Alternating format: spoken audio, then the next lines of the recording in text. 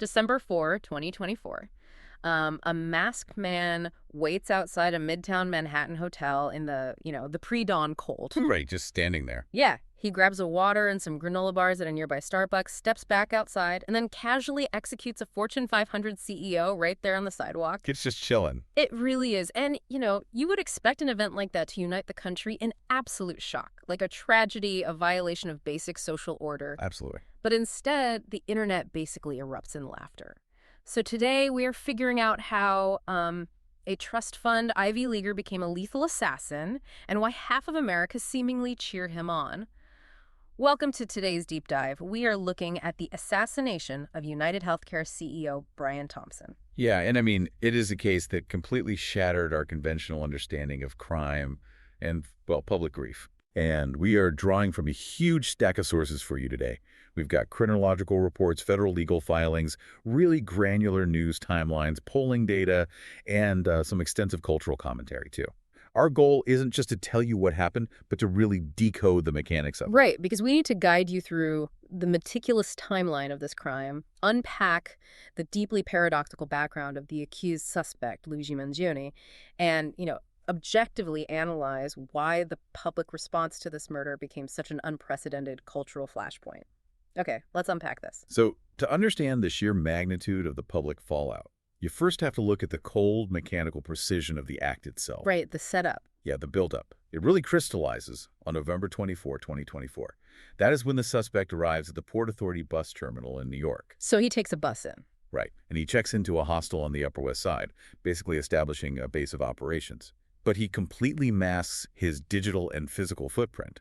He checks in with a fake New Jersey ID under the name Mark Rosario. Wow, okay, so he's essentially embedding himself in the city under a totally false identity. Exactly, and he stays perfectly under the radar for over a week, just mapping out the routine, until the morning of December 4. The day of the attack. Right. At 5:34 a.m., he leaves that hostel and takes an e-bike down to Midtown. Between 5:52 and 6:45 a.m., surveillance cameras catch him pacing. Just walking back and forth. Yeah, he's just lingering near the Hilton Hotel at 6th Avenue and West 54th Street. And then at 6:45, he pops into a Starbucks to buy water and some granola bars. Which is just such a mundane thing to do right before a murder. It is. And he's fully masked. His hood is pulled tight, concealing everything. But it's the sheer banality of that detail that investigators really focused on. How so? Well, buying granola bars right before committing a murder shows a chillingly lowered heart rate. He wasn't panicked.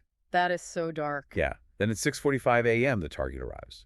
Brian Thompson, the 50-year-old CEO of UnitedHealthcare, is walking toward the Hilton for his company's annual Investor Day conference. The suspect crosses the street, follows Thompson for a few yards, and fires, striking him in the back and the leg. I'm stuck on the weapon he used, though. I mean, if we're dealing with a highly educated guy from a family of multimillionaires, which, we'll get into, he could conceivably buy almost anything on the black market. Oh, easily. Right. So why go through the incredibly tedious, highly technical process of using a 9mm 3D printed ghost gun with a homemade silencer? Well, because it fits the psychological profile of the crime perfectly. Think about it. Buying a gun on the black market introduces variables. Right, you need a guy. Exactly. You have to trust a middleman, you leave a financial trail, you risk an undercover sting, 3D printing a polymer receiver at home that removes all human variables. So it's about total control. Exactly. It gives you an entirely untraceable weapon with no serial number. It perfectly aligns with the mindset of a highly rational, technically skilled individual who just wants total control over his environment. But ironically, for someone obsessed with leaving no digital or ballistic trace, the physical evidence he left behind was deafening. Oh, you mean the shell casings? The shell casings, yes. Yeah, investigators found 2 shell casings at the scene with words inscribed right onto the brass in permanent marker. They read, DNY and depose. Wow. And a live bullet recovered from the scene had the word delay written on it. It's just wild to think about. Delay, deny, depose. He takes the very corporate buzzwords associated with, insurance bureaucracy and literally weaponizes them as a calling card. A literal manifesto on the bullets. Exactly. He executes a flawless, untraceable hit in the most surveilled grid in America, leaves cryptic messages on the ammunition, and then just vanishes into Central Park. I mean, you think a mastermind with that level of operational security would have an airtight escape plan. You really would. But less than a week later, that entire facade completely crumbles over a plate of fast food. It really does. Yeah. Because for 5 days, this guy is an absolute ghost. He triggers a massive nationwide manhunt involving the NYPD, the FBI, U.S. Marshals. The whole alphabet soup. Right, the entire country is looking for this highly trained phantom. And then the narrative completely shifts on December 9. We go 280 miles west to Altoona, Pennsylvania. Just a local McDonald's. Yep. An employee and a customer spot a young man sitting there eating breakfast. He matches the photos the NYPD had plastered all over the news. Right, the masked face from the Starbucks camera, but they could see his eyes. Exactly. So local police respond to the tip. They walk in and find the suspect. And the police reports from that morning are just fascinating because they highlight the physiological crash of the suspect. The crash, like he lost his nerve. Yeah, he wasn't a cool, calm operative anymore. He was visibly nervous. His fingers were physically shaking as he handed over his fake ID to the officers. Oh, wow. So the adrenaline was just gone. Completely. The adrenaline of the Manhattan operation had entirely worn off, leaving behind a terrified young man. And when they search his backpack, the inventory they pull out is a masterclass in contradiction. Oh, it's... Right, because they find the fake Mark Rosario ID, the 3D printed receiver of the ghost gun, the homemade silencer, and a 262-word handwritten document the media instantly labeled a manifesto. all very methodical stuff. But then they also find a loaded magazine literally wrapped in a pair of underwear. Yeah, just shoved in there. That specific detail, showing a loaded magazine into your underwear at the bottom of a backpack, it shows this bizarre, amateurish panic that directly contradicts the cold, calculated assassin pacing outside the Hilton. It's the unraveling of a delusion. Yeah. And that unraveling was broadcast to the entire world on December 19th when he was extradited back to New York City via helicopter. Oh, man, the perp walk. It was a massive media spectacle. You had the NYPD Mayor Eric Adams, Police Commissioner Jessica Tisch. They basically march him up the pier in this bright orange jumpsuit, surrounded by heavily armed officers with assault rifles. It was incredibly theatrical. Totally. The internet immediately seized on it, comparing the whole hyper-dramatized scene to Superman's perp walk in the 2013 movie Man of Steel. I remember seeing those side-by-side pictures online. Yeah, they were everywhere. But here's where it gets really interesting. Wait, this just doesn't add up for me. What part? Well, assassins usually come from a place of deep disenfranchisement, poverty, or like lifelong political radicalization. How does someone capable of this level of violence turn out to be this specific guy? That contradiction is the defining feature of the whole case. Because when investigators finally unmasked him, he didn't fit any known algorithm for a hitman. Right. Luigi Mangione, born in May 1998, 27 years old at the time of the arrest. He had absolutely zero prior criminal record. None at all. Nothing. He was the valedictorian of his elite all-boys prep school. He went to the University of Pennsylvania, earning his bachelor's and master's degrees. An Ivy Leaguer. Yeah, and he even worked in the tech and gaming industry. Wow. His resume actually showed development work on the massive strategy game Civilization VI. Which is just crazy to think about. And it's not just the Ivy League education either. It's the astonishing level of generational wealth. Oh, absolutely. He is the scion of two highly prominent Baltimore families. His paternal grandfather was a wealthy country club owner and a major philanthropist. I mean, there's a massive swimming complex at Loyola University bearing the Mangione name. Right, they are practically local royalty. Yeah. And his mother's family owned a highly successful funeral parlor business. His cousin, Nino Mangione, is a sitting Republican state delegate in Maryland. The connections are just endless. This is a guy with dual U.S. and Italian citizenship. He had every conceivable societal advantage. He essentially won the birth lottery. So why does a guy with that pedigree decide to burn his life to the ground over healthcare deductibles? Well, to understand that, you really have to look at the intersection of chronic pain and extreme privilege. Okay, unpack that. Based on his digital footprint, Mangione suffered from a severe spinal condition called spondylolisthesis. Spondylo what? Spondylolisthesis. It's this condition where a vertebra slips completely out of place onto the bone below it. Oh, that sounds awful. It compresses the nerves, causing agonizing radiating pain down the legs. Basically, severe sciatica. And chronic nerve pain like that, it doesn't just hurt, it literally rewires the brain. It alters your risk assessment centers, your emotional regulation. Exactly. Because he posted on Reddit constantly about living in relentless agony, complaining of a severe brain fog that derailed his ability to function. And that's the key. It derailed the pristine life he was supposed to have. Criminologist James Allen Fox offered a very compelling analysis of how this physical trauma basically combined with his privileged background to create a killer. That's fascinating. Fox noted that Mangione perfectly fits what criminology calls the adjuster archetype. Okay, I want to make sure we really grasp this. What exactly makes an adjuster? So an adjuster is typically someone who grows up affluent, but due to some perceived slight, or in this case a derailed life plan, they begin to reject the benefits they were given. Like they turn against their own background. Right. They start viewing the entire system as corrupt. And because they are highly educated and privileged, they develop this savior complex. Oh, I see. They view themselves as uniquely rational actors, heroes, even who are smart enough to step outside the law to execute a symbolic takedown of an unjust system. A symbolic takedown. Yeah. The NYPD Intelligence Bureau actually compared his writings and his mindset directly to the Unabomber. Wow, the Unabomber. Yes, someone who believes their violence is a perfectly logical, necessary intervention. Which lines up perfectly with what we saw in his backpack. Because in that handwritten document, he claimed that executives at these insurance companies were parasites who had grown too powerful, basically abusing the country for immense profit. Right. He didn't see himself as committing a murder. He saw himself as performing surgery on a diseased system.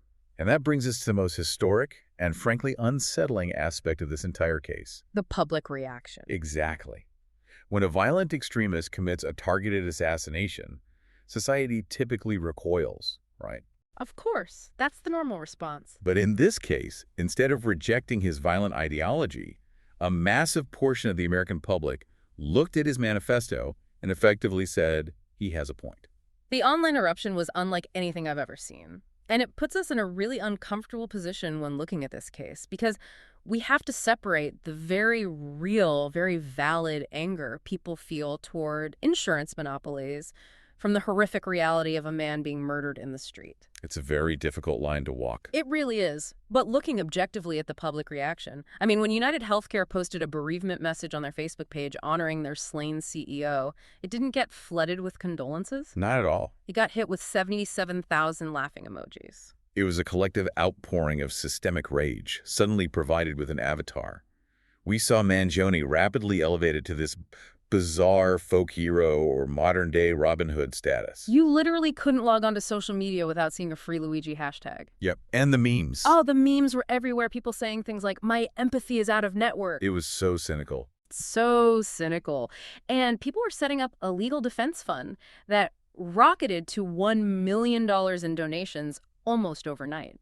Etsy was flooded with sympathetic merchandise until the platform finally cracked down and banned it. And those corporate buzzwords from the bullet casings. People were spray painting delay, deny, depose as graffiti on insurance buildings in cities across the entire country. It really touched a nerve. It did.